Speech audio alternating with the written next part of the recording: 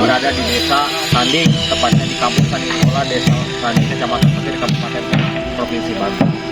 Maka dari itu, mari kita sama-sama untuk melakukan untuk pembangunan di Musola Al-Hikmah ini.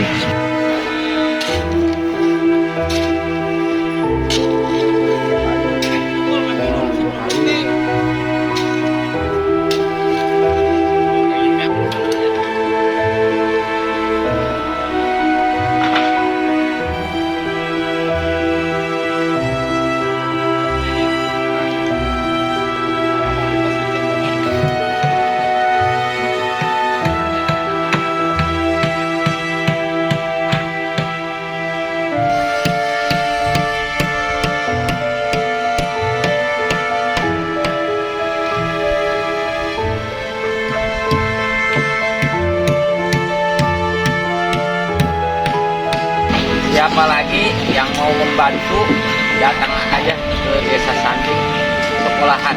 Bagi siapa saja yang ingin membantu pembangunan Musola Al-Hikmah yang berada di Kampung Sanding Sekolah, Desa Sanding, langsung datang saja di Kampung Sanding Sekolah, Desa Sanding, di jalan tepatnya, atau bisa kamu dengan saya bersama.